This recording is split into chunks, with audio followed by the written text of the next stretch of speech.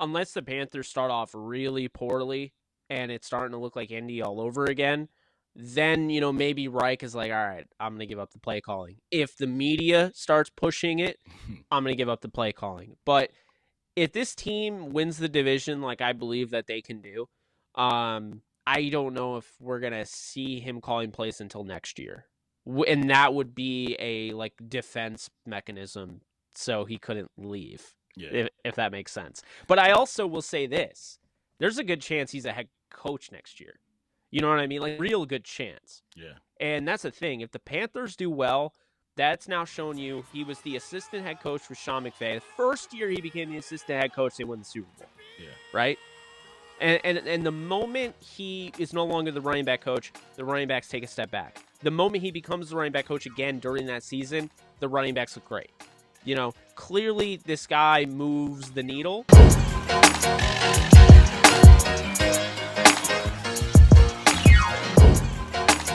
A quick question real quick. Do you like sports? Of course you do. You're watching this sports channel. Of course, it's unnecessary blunt in sports talk. But how about making money? We all like making money. Bills got to get paid. But how about doing both at the same time?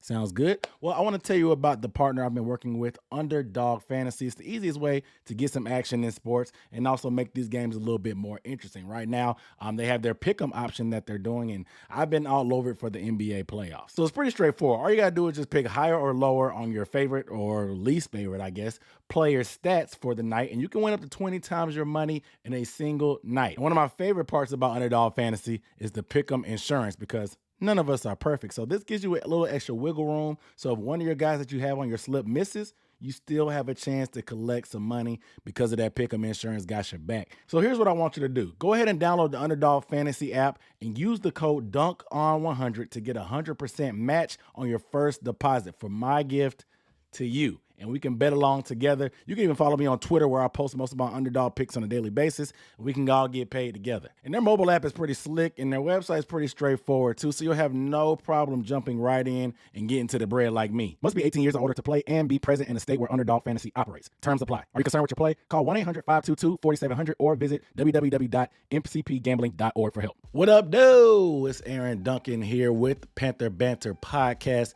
episode numero dos.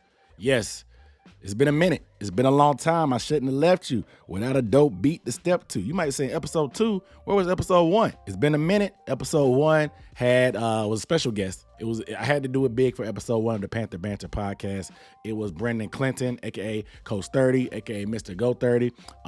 You may see him on a lot of his viral clips online with the jokes, with the film breakdown, with coaches and players. This dude is one of the funniest dudes on the internet right now. Make sure you go check out that first episode because he's actually a Panthers fan.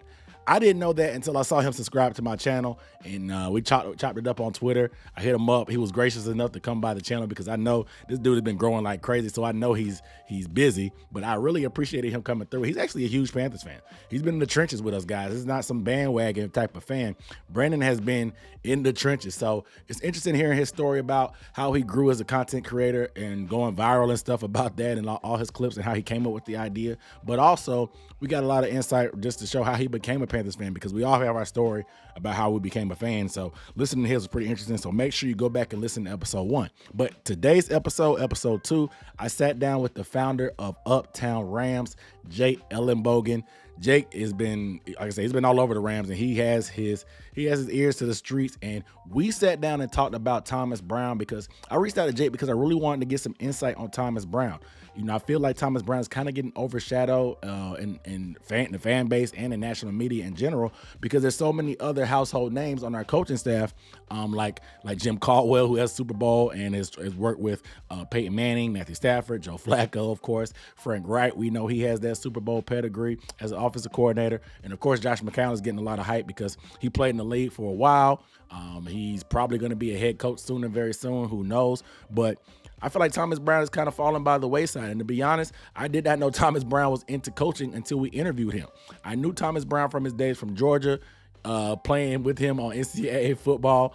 It's hard to kind of think about how long ago that was, but I'm going to date myself a little bit. Yeah, I played with him on the video game because it's been a minute since they even made an NCAA football game. But I remember the days playing with Thomas Brown on NCAA football on PS2 probably. Regardless, this was a great episode because I wanted to get some insight on what Thomas Brown is going to do because he's orchestrating the playbook. He's the offensive coordinator. You know what I'm saying? Like, he's putting together this system for Bryce Young. He's trying to merge some of those Sean McVay concepts and some of the Frank Wright concepts and put it into one to try to put together a playbook that can help everybody thrive. You know what I'm saying? It's kind of not distinct, but two separate coaching trees. We have the Andy Reid tree, obviously, that Frank Wright is kind of a part of because he came up from underneath Doug Peterson, stuff like that. But obviously, we know Thomas Brown coming from the Sean McVay system, who was a piece from the Shanahan tree. So kind of two great philosophies trying to come together and merge. Is going to be interesting to see what Thomas Brown does. But I want to get some insight of what kind of role Thomas Brown played in the Rams because we know Sean McVay calls the plays. So I want to see where Thomas Brown fit in there because it's kind of similar to what's going on here. He's going to put together the playbook, but Frank Wright will be calling plays here in Carolina. So I want to see what kind of role he did and how he what kind of role he played in that Super Bowl run because he's a Super Bowl winning coach. He was assistant head coach for the Rams 2021. So he's going to bring that Super Bowl pedigree as well, excuse me. So I'm excited to talk to Jake. I had a fun time listening to this episode, so make sure you guys check out Jake. I'll put the information down below in the description. Make sure you guys are subscribed. Shout out to the audio listeners. If you're not an audio listener, go check out the audio as well. That'll be coming out earlier than the video from now on. So if you want to get the first listen to it, go to the audio because I'm trying to push more people to audio. I'm trying to do a podcast. You know, I don't usually do this long form extended content like that that's not live. So I'm trying to do something different. So make sure you go listen first. And then if you want to see my pearly whites and my shining smile on camera, you can do that as well on YouTube because YouTube is doing the podcast thing as well. Regardless, let's get into this episode because I had a great time. Shout out to Jake Ellenbogen again. Let's get into it.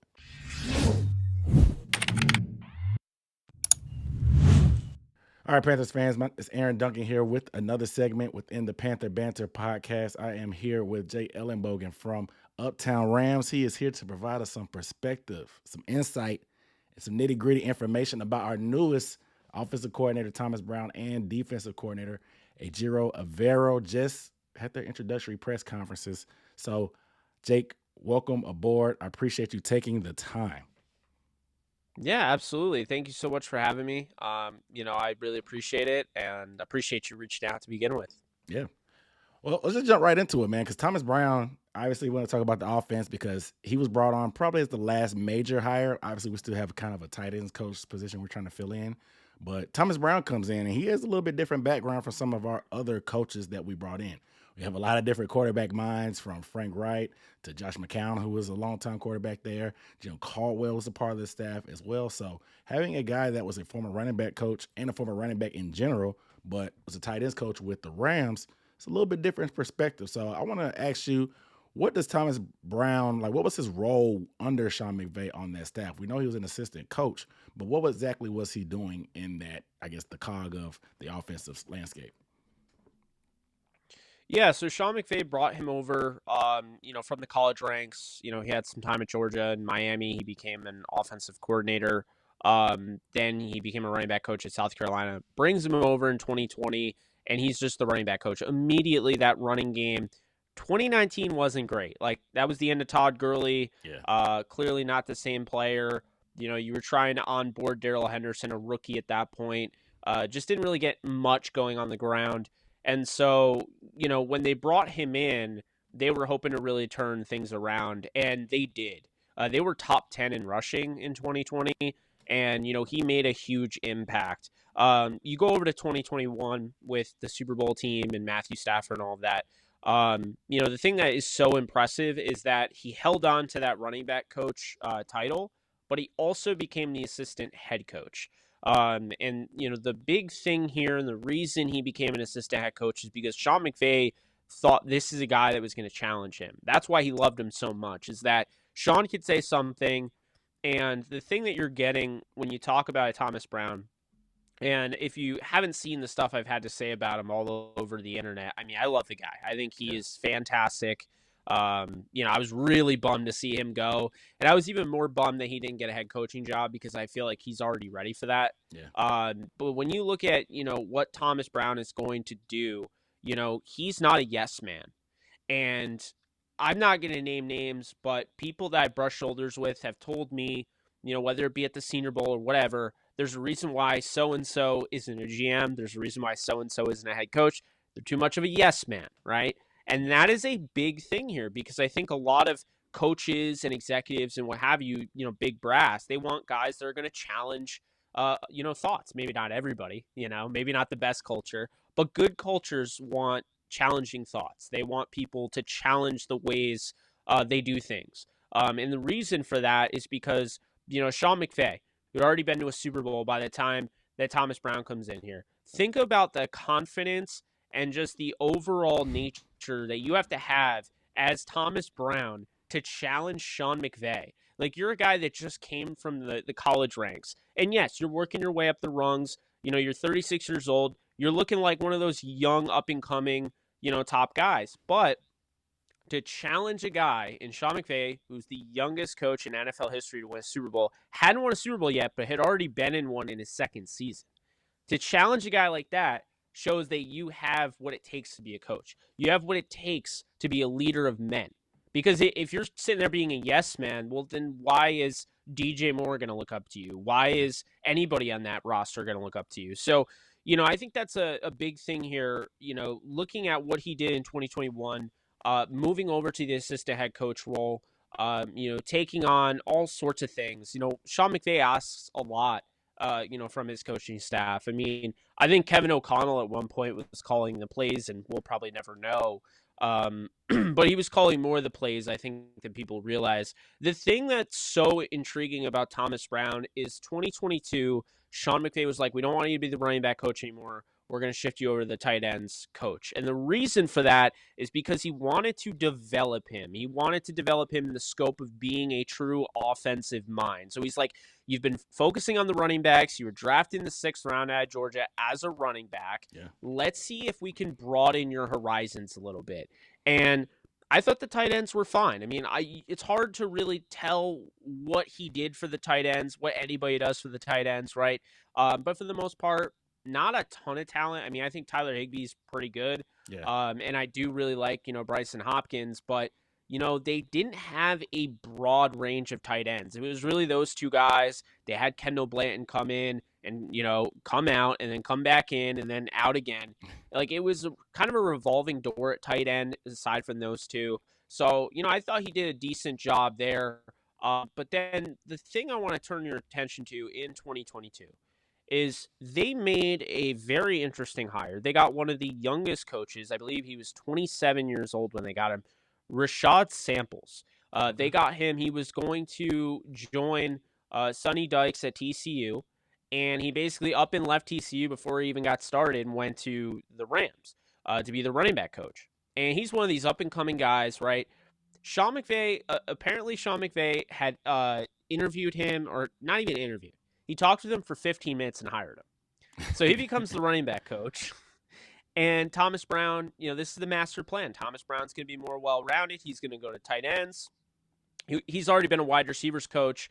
I don't know if I mentioned that, but he had experience being a wide receivers coach in the past. So, he's been a running back coach, all that. He had experience with receivers. Moving over to tight ends gives him a more broader perspective on that. And now this is the interesting part, because at some point down the road in 2022, which was a disaster season, I don't have to tell you guys, you saw it. But at some point down the road, you had Rashad Samples, who I don't know if he wasn't doing the job that they were hoping for or what, but he up and leaves. He decides to take a job with the Arizona State. I don't remember what Sun Devils. So he goes to Arizona State and does all that, right? So then Thomas Brown has to move back over to the running backs, okay? And almost instantaneously, the running backs look better. Cam Akers, if you want to look at what Cam Akers did, before Thomas Brown became the running back coach and after, it's insane. It really is. I mean, the guy was averaging not even 3 yards a carry before he became the running back coach again. And then when he went back in at being the running back coach, Cam Akers was almost averaging 5 a carry. And now all of a sudden Cam Akers looks like the second round draft pick that they made in 2020. So Because he was on the trade it block, was, right? Akers was? yeah, Yeah. yeah. I remember that. So I mean that's kind of a big deal, and I hate losing him, but I have multiple thoughts on it because what I look at is this, I think this league needs to do a better job of rewarding teams. Especially because we already have the minority, coaching hire, the compensation. I think this league needs to do a better job of rewarding teams that develop coaches, take them literally out of college and develop them to this level. Because what we saw with Thomas Brown was a guy who showed you some things in college, was rising up the ranks, and Sean McVay's like, you know what? We're going to bring you in, be the same, you're going to be the same coach that you were in college. You're going to have that same role. You're going to be a running back coach. But then his second year, he became the assistant head coach. And then, he's the running back coach. He also gets the tight end coach opportunity. So clearly, Sean McVay had a plan for him. He was building him up. And I do ultimately believe that, he was bringing Mike LaFleur for probably a cup of coffee. LaFleur was going to either go get a head coaching job or go and become a play caller somewhere because he's not going to call plays this year. And then I think the ultimate goal was that Thomas Brown comes back this year. Maybe they put him in a different role, and then he takes over as the actual play calling offensive coordinator. I think that was the plan. Obviously, he takes this job, and it makes a lot of sense for him. But then on the other hand, to be fair, and not biased here, Sean McVay could have made him the offensive coordinator. If he was really worried about him leaving, he could have made him the offensive coordinator. He was interviewing around all over the place. I think he had interviews with the Vikings last year. He had interviews with Miami. I thought he was going to get that head coaching job. I think he was the finalist behind Mike McDaniel last year. Yeah, he really had a shot at that from what I was told. Houston, I think he was interviewing for a head coaching job there. So when you have him interviewing all over the place, you had to know that you're probably going to lose him. And bringing in Mike LaFleur, which I like, by the way, it's still like, it's one of those things where you could have promoted him as offensive coordinator, and you didn't, so now you lose him. But you see what I mean. I'm not necessarily advocating you get 2 third-round picks for losing a guy to becoming an offensive coordinator. But I'm saying if you're going to have a compensatory structure, why don't you make it a 5th-round pick? And I think that helps, and I think it's still, there's still a mission there. There's still, you're accomplishing something in doing so. If you believe there's an issue, the first step to solving any problem is realizing there is one, and there is one. So now we're starting to see it being somewhat fixed, right? But with those assistant coaches, I still feel like it could be tweaked a little bit more, if that makes sense. Yeah. And I think Thomas Brown is a perfect example of that.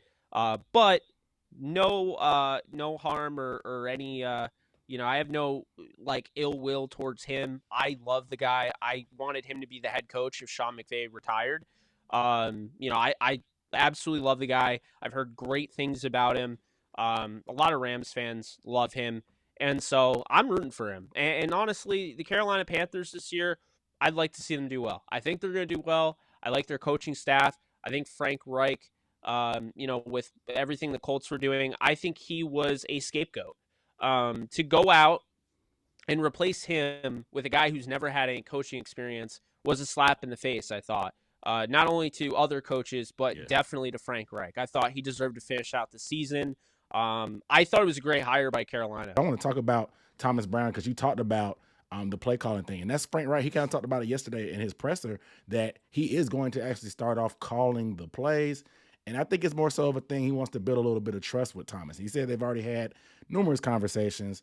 Obviously, Thomas doesn't have that experience yet, but he didn't really. Frank Reich was non-committal on the actual hard deadline that he was going to give it up, but he definitely said he wanted to give it up. So I think I guess I want to ask you about.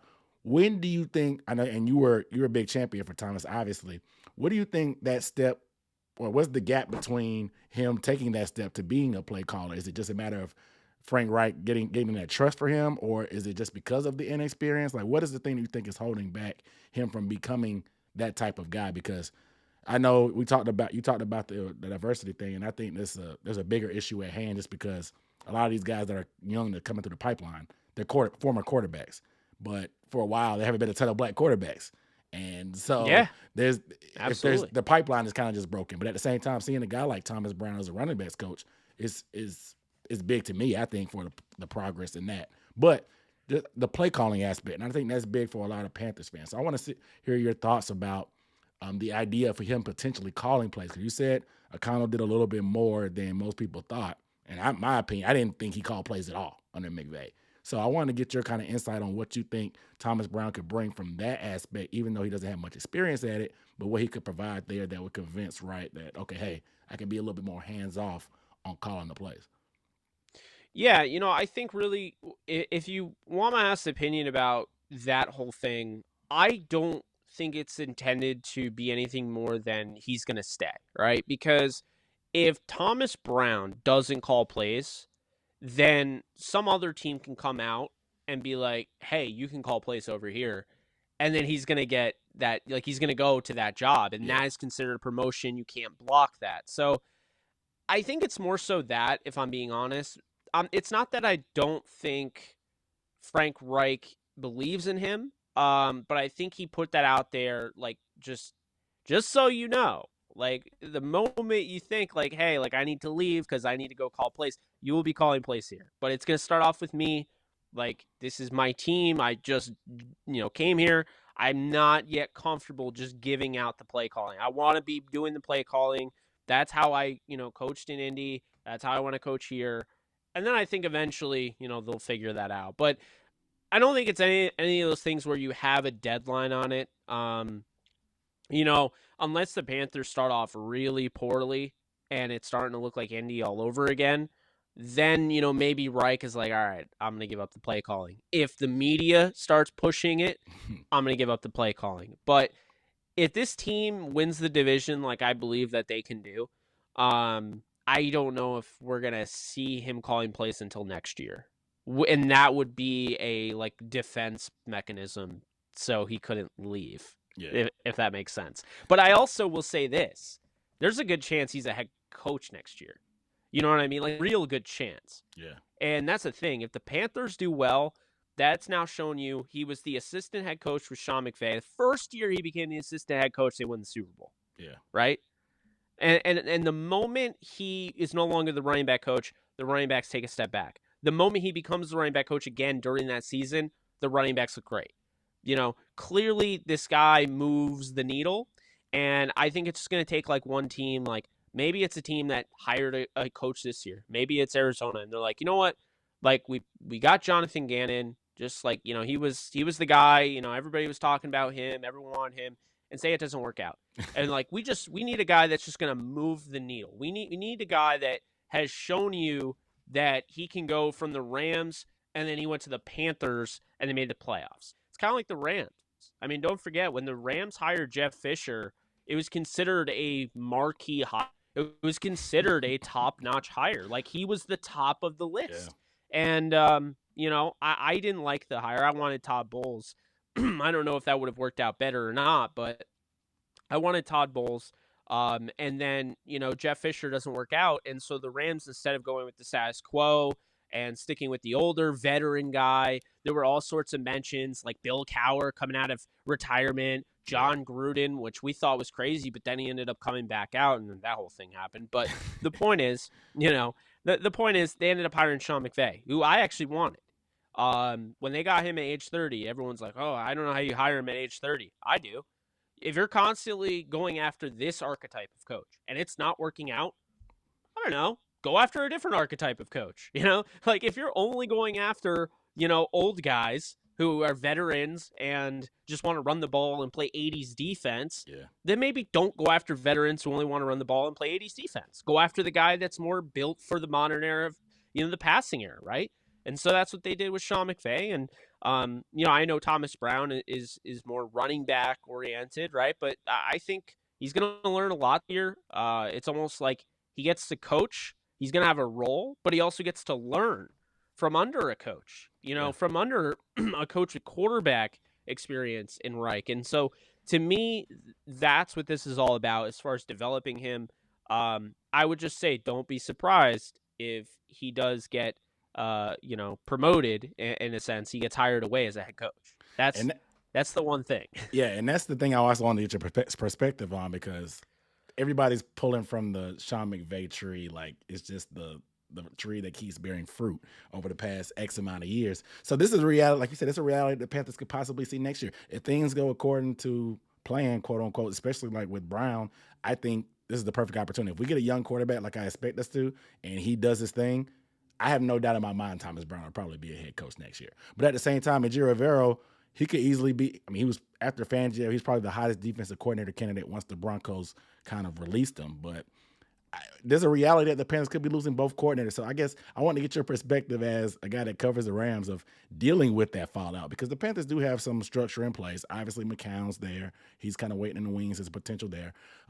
Wright brought over Parks Frazier, who kind of called plays after Wright was fired. I guess they have some rapport as well, because he was officiating at his wedding or something. But anyway, how I just want to get your perspective on how the reality of losing coordinators on a regular basis per se, because Avero's staff is like literally all his guys. Like, so we could be rebuilding that side of the football completely after that happens. And I think it's a real possibility. So just talk about how, I guess, that process is as far as them moving on potentially and just dealing with that as a head coach. Yeah, it's incredibly frustrating. You have a team that goes 5-12, and you're losing your running back coach. You're losing you're not starting with you guys, but you know what I mean. It's like you're losing your running back coach. You're losing this guy. You're losing that guy, and it's just like it's just frustrating, because it's like, obviously you win the Super Bowl, everyone's after you. Everyone's after your free agents. It just adds value, but seeing them go 5-12 and still seeing how many people wanted in on the Sean McVay coaching tree, I mean, it's frustrating, but that's the way it is. And unfortunately, that's how the Rams have decided to do this. With Raheem Morris, I don't know how the guy doesn't have a head coaching job. He's long overdue. Yeah. He should have gotten it. In my opinion, he should have gotten the job in Indy. But whatever. I think the secret sauce. I was actually just saying this the other day on a podcast. The secret sauce to the Chiefs, I don't think people think of, is how consistent their coaching staff has been. No one's going out and taking Dave Taub. He's an older special teams coach, okay? His chance to be a head coach is probably up, right? Yeah. He's been interviewed in the past, but he didn't get a head coaching job. And so Dave Taub is probably going to be there and retire, a chief. He's going to continue being the special teams coordinator. So you got your special teams coordinator intact, which is an underrated thing. The next thing is your defensive coordinator. Steve Spagnuolo had a shot at being the head coach. He was the head coach in St. Louis. He had a good year. He had a bad year. He had a horrible year. And so I don't think teams want him again as a head coach. Whether that's fair or not, that's the way it is. People have seen him as a defensive coordinator. I personally see him as a defensive coordinator. And now Andy Reid has a special teams coordinator who goes nowhere. He has a defensive coordinator that no one is trying to hire. So you're not getting poached from that. You have consistency with your head coaching, tree there. And then, you could say the offensive coordinator, he had a Bieniemy for years. They pushed Bieniemy out. I mean, that's essentially what happened, right? Yeah. I mean, they basically pushed him out, and then immediately they're like, oh, Matt Nagy's back. Like, I mean, I don't know how to feel about that, but the whole point though is that they've kept it consistent, and he doesn't really develop guys and he doesn't keep guys on the staff that he feels like he's going to lose, and that's the thing. Like, I think he actually, if I'm not mistaken, I think he coached Gannon. I think he coached, he coached with Gannon. I think he coached above, what's his face? Sirianni. Yeah. He actually fired Sirianni. I know that. But you get what I'm saying, though? Like, Sean McVay goes the route of, like, hey, I'm going to develop these guys. It's like, I want to build a tree. I want to build a lasting legacy. And I know I can do it. I know I can win Super Bowls, even losing guys. He had Wade Phillips. He started off Wade Phillips. No one was going to take Wade Phillips. Why do you think the Broncos, for that quick, it felt quick because, like that, Peyton Manning was retired. But that little run that they had, think about that. Gary Kubiak, he's already the head coach. You're not poaching him. Yeah. Then you have Wade Phillips, and who was the other guy? The guy with the eyes, Adam Gase. I love how I say the guy with the eyes, and everyone's like, Adam Gase. Like, that's I wouldn't want to be known for that. Okay, but But you know what I'm saying? Like Yeah. they aside from Gase, they had pretty much like solidified. Okay, no one is going to go after Wade Phillips. That defense is going to be great. We have a bunch of great talent. Like there's no drop off. There's no turnover. That's the key. And so I think, unfortunately for Reich, he's going down the McVay rabbit hole here, where he's probably going to lose both defense and offensive coordinators. The good thing about Reich is that, like you mentioned, I think he's ready for it because even if somebody takes Thomas Brown to be head coach, he knows he's got McCown waiting in the wings. Like you said, the defense, that's the thing. A head coach should always have a couple of his guys that he knows aren't going to leave if, his defense coordinator and offensive coordinator end up leaving. Nothing I can't stand more is like when we lost, when the Rams lost Brandon Staley, and Staley was trying to get Thomas Brown. He was trying to get this guy and that guy. I'm like, no.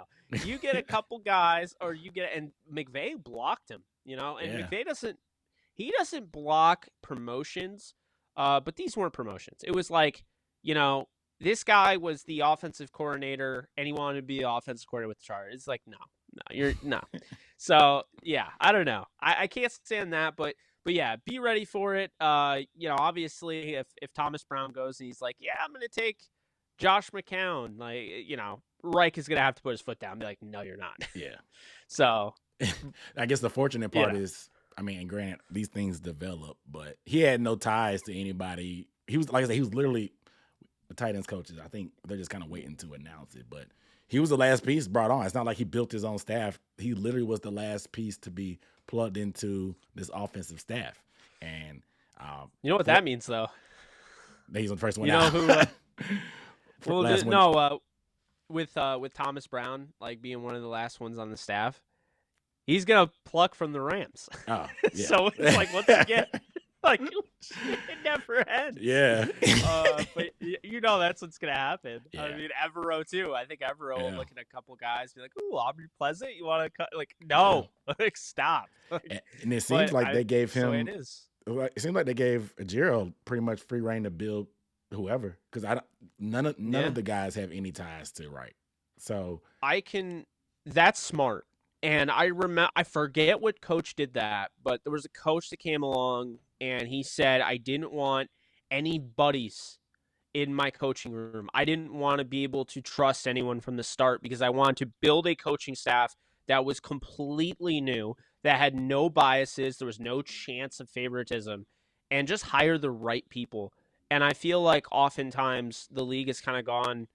Actually, I mean, Reich went towards that, but the league has gone away from that. It's been pretty buddy-buddy. It's been like the NBA, like everyone wants to play with their best friend, And it's just like, for me, I like that aspect of the best guy for the job gets the job, right? Yeah. Like I think that's how it should be. I get the whole buddy-buddy aspect of it. I mean, Mike LaFleur is the brother of Matt LaFleur, who was the offensive coordinator for the Rams in 2017. But, it doesn't always have to be that way. And I think Sean McVay does a good job of going out. He got Staley from the Broncos. He went out and got Thomas Brown from South Carolina. He goes out and he finds some guys. They got Jimmy Lake, who is a little bit of a controversial figure because that whole Washington, I guess he got fired for, I forget what it was, but he's now like a secondary coach or an assistant secondary coach. So, yeah, I mean, I don't know. I like what you're saying about Reich. I like that because it broadens your scope. And the thing about trees and coaching trees and whatnot is they all have this philosophy. So everyone's in this bubble of philosophy. When you step out of that bubble, that's how you can start to really transform your offense / defense, special teams, whatever. And we saw that. And you want to know where we saw it last year? Seattle. Yeah. Seattle went after Shane Waldron, who was the Rams tight ends coach, and I think passing game coordinator at one point. Waldron became the offensive coordinator. Look at what the Seahawks offense looked like last year. Without Russell Wilson, they looked better. They looked better with Geno Smith. And it's because they added the Sean McVay concepts to their offense that they never previously had. And that, my friend, is what you hire outside of your philosophical bubble. I want to get your thoughts, though, about the tight end thing, because I did not know he was the former tight ends coach. Do you think that's kind of the next step? Because you said that, obviously, tight ends, you learn about the receiving game because they run routes, but you also learn about the running game because you are a facet of the running game. So there's that. And you see guys like Ben Johnson going from tight end coach to offensive play caller, and he was one of the hottest candidates out there now. Obviously, Thomas is the same thing. You talked about Waldron. Do you think that's kind of the natural progression that more guys that are, I guess, developing or getting developed in certain coaching staffs are doing now to give them a chance to, I guess, diversify their background? Well, it's funny that you mentioned that because Sean McVay was the tight ends coach, Yeah. and he became the offense coordinator. I mean, I could see that. I think really what is lost on people and why the tight ends, I think when you look at like rookie tight ends, why it's so hard for you to succeed in your first year as a rookie tight end, I mean, in some cases, depending on what kind of tight end you are, you could be a running back. You could be a use check or somebody. But, most likely you're talking about a guy who needs to be a receiver, who also needs to be an offensive lineman. That is not easy. So you have to learn two positions at the rookie level, and it's really difficult. But like you said, it does get you more in touch with the run game. So as a coach, I could see that. I think it's just a matter of kind of stretching it out a little bit more because you get more into the passing game, I think. That's probably more what it would be. But it's a fascinating thing because like Wes Phillips, for instance, who took over for Shane Waldron, was Wade Phillips' son. He took over for him. He was on the coaching staff with Wade. He stayed on it after Wade. And he took over as the tight ends coach and then was brought over with Kevin O'Connell. In Minnesota, he's now the offense coordinator. So, once again, tight end coach, the offensive coordinator. I'm sure we can find them all over the league. Yeah. I'm sure we could, because you got to get that. You got to have that relationship, I think, with the offensive line. I think that brings you close to the offensive line than just away from it, at the quarterback position or whatever. Because like you said, it's a bunch of quarterback coaches. But I do want to get your final thoughts on just Thomas Brown and Avero. What do you think? What is your prediction of how they do in their roles this year? I mean, obviously, I know you talked about the head coaching prospects later on, but what are your expectations for them in year one under Frank Wright as the head coach? Yeah, I mean, you could argue, the best defense in the league was the Broncos with Evero's first year. Now, my reservation there is that Evero was coming into a team that, like, the defense essentially was made for his defense, right? Yeah. Because Evero's scheme kind of comes from that Raheem Morris, Sean McVay concoction that they created based on the Vic Fangio tree when they brought over Brandon Staley. And so since the essence of Brandon Staley, Vic Fangio was still there in Denver, I do think it was a little easier for Evero to go in there and have the archetypes and have the right, guys for the job, right? And so now I look at this defense, it's a little different. It's not quite exactly like the Broncos, the way it's set up. So I think they're not necessarily going to be the number one defense in the league, but they don't have to be. If they're top 10, this team will win the division, and I believe they're going to be top 10. Then I think you look over at, Thomas Brown. I don't think he at any point this year takes over as the primary play caller, but the things that he knows well from being the assistant head coach, he's going to have a lot of experience being in the meeting rooms with Sean McVay, dialing up maybe different audibles, having different game plans, game management. When you're an assistant head coach, like those are guys that are in control of like timeouts and things like that. That's something that I think is going to help too. And I mean, I think also with him being the offensive coordinator, I think he's also going to have a little bit of a foot in the running back room as well. A lot of foot in the running back room because, he's a former running back. Yeah, I think, sure. it's going to be one of those things where they let him do his thing. They're going to build a really good playbook this year. And I think that's another thing. You put together all of what Thomas Brown has learned throughout Miami, Georgia, South Carolina, now the McVay era, all the stuff, the different concepts, the different sets, things like that he's learned through being with Sean McVay. Then I think he'll be able to kind of collab, get in a room, meeting in the minds with him and Frank Reich, who has a lot of experience doing this. And I think they're going to be able to come up with a pretty darn good playbook that, right now it's hard to say, but if they follow the plan that you and I have out there, then I think you could be looking at, a top 15 offense, maybe top 10. And at that point, yeah, they're going to be a playoff team. They might do some damage in the playoffs with that defense. If you win the division, then you're going to get home field advantage. So those wild card teams, they might be teams that have more wins than you, but you're going to get that home field. And that, that, my friend, is a big deal because, when you look at, say, the Jaguars versus the Chargers, I don't think it's any different than that. I think the Jaguars are one of those up-and-coming teams. They got a really good defense. They got some stuff showing up on the offensive side. You get to that point, and it's like it doesn't matter. Oh, the big bad Chargers, they won, 12 games? You lost in the first round. You blew a huge lead, but that's not the point. The point is you get that home field advantage. You get a good defense. You get a good offense. I think they hired the right coaching staff. They got a lot of, talent that's just they're kicking off, their regime with. That's already on the roster. I appreciate you taking the time, man. Let you plug in all your socials and endeavors. I know we talked before. You're all over the place, man. So let the people know where to find you and keep track of your draft content, the Rams content, all the above. Absolutely. I appreciate you having me. It's been a lot of fun. You can follow me over on Twitter at JKBogan. It's also the same on TikTok and Instagram. On YouTube, Jake Ellenbogen, just type it in, or you can Google me, just Jake Ellenbogen. All my stuff will pop up. Just plug out there. But basically, I do a podcast with a former Ram, Cameron Lynch, called the Believe in Rams podcast. I also have my Downtown Rams brand. I do a podcast with my co-host Alexis Kraft. So just constantly doing, Rams content. Alexis and I actually just started doing a football show. It's called A Football Show. And we'll be, doing all sorts of NFL stuff. So if that intrigues you, you can find that over on my YouTube channel. Man, appreciate you coming in, man. A lot of stuff going. I got to check out the football show, man. It sounds pretty decent. So I'll check it out. Obviously, like I said, I got to get you back for some more draft stuff later, man. I appreciate you taking the time. Absolutely. Appreciate everybody listening out there. Make sure you are subscribed, leave a review. It's all love. I appreciate you guys. I'm out.